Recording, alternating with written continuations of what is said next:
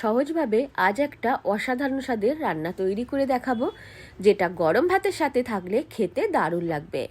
আপনারাও অবশ্যই এইভাবে ছোট মাছের যে কোনো রান্না তৈরি করে দেখতে পারেন। আশা করি আপনাদেরও ভালো লাগবে। রান্নাটা তৈরি করার জন্য গ্যাস অন করে কড়া বসিয়ে কড়াই দিয়ে দেব পরিমাণ মতো তেল। আপনারা চাইলে সর্ষের তেলেও রান্নাটা তৈরি করতে পারেন। তেলটা গরম হয়ে গেলে অল্প একটু নুন দিয়ে দিলাম। তারপর তেলটাকে আরও একটু গরম করে নিয়ে আমি এখানে 200 গ্রাম পরিমাণ মৌরলা মাছকে ভালো করে কেটে ধুয়ে নুন হলুদ মাখিয়ে রেখেছিলাম। মাছের হাফ দিয়ে দিলাম। মাছকে ভালো করে ভেজে তেল থেকে তুলে নিচ্ছি। আরও একবার বাকি মাছগুলো দিয়ে মাছগুলোকে ভেজে নিচ্ছি। এইভাবে মাছ ভাজলে একটাও ভেঙে যাবে না। মাছগুলো ভাজা হয়ে গেছে, তুলে নিলাম।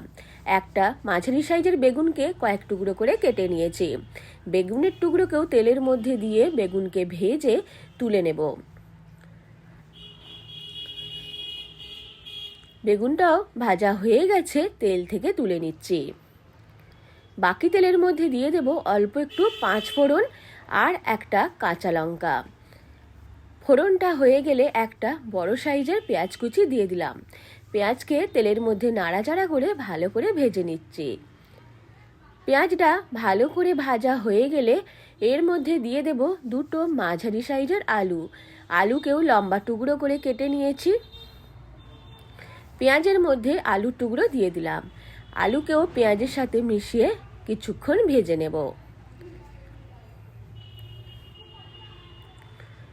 আলু আর পেঁয়াজকে আরও কিছুক্ষণ ভালোভাবে ভেজে নেওয়ার পর এর মধ্যে বাকি মশলাগুলো দিয়ে দেব।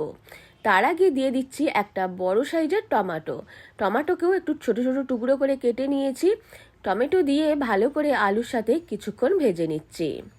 এইবার দিয়ে দেব পরিমাণ মতো নুন, হলুদ, লঙ্কা গুঁড়ো। খুব কম পরিমাণ মশলায় এই রান্নাটা তৈরি করা হয়, কিন্তু খেতে দারুণ হয়। সব মশলার সাথে আলু, টমেটো, পেঁয়াজকে আরও কয়েক সেকেন্ড ভেজে নিচ্ছি। এইবার দিয়ে দেব পরিমাণ মতো জল। যেই রকম গ্রেভি রাখবেন সেই রকম জল দেবেন। আমি এখানে প্রায় হাফ গ্লাস মতো জল দিয়ে দিলাম। সব কিছুকে মিশিয়ে নিয়ে প্রায় 10 মিনিটের জন্য ঢেকে রেখে দেব। 10 মিনিট মতো হয়ে গেছে, ঢাকনা খুলে দেখে নিচ্ছি। আলু খুব ভালোভাবে সেদ্ধ হয়ে গেছে। এইবার আমি এর মধ্যে দিয়ে দেব আগে থেকে মৌরলা মাছ আর বেগুনকে ভেজে একসাথে রেখে দিয়েছিলাম। মৌরলা মাছ আর বেগুন দিয়ে দিলাম। আলুর সাথে ভালো করে মিশিয়ে নিচ্ছি।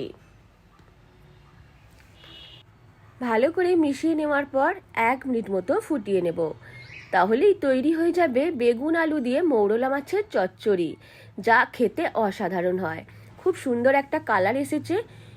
এইবার দিয়ে দিলাম ওপর থেকে 4টে কাঁচা লঙ্কা আর ধনেপাতা কুচি। কাঁচা লঙ্কা আর ধনেপাতাকেও মিশিয়ে নেব। তাহলেই তৈরি হয়ে গেল অসাধারণ স্বাদের মৌরলা মাছের চচ্চড়ি। গরম ভাতের সাথে খেতে দারুণ লাগে। আপনারাও অবশ্যই এইভাবে তৈরি করে খেয়ে দেখবেন। আশা করি আপনাদেরও ভালো লাগবে। এইবার অন্য একটা পাত্রের মধ্যে নিয়ে নেব। আর যদি কাঁচা সর্ষের তেল পছন্দ করেন, তাহলে ওপর থেকে অল্প একটু কাঁচা সর্ষের তেল ছড়িয়ে দিতে পারেন।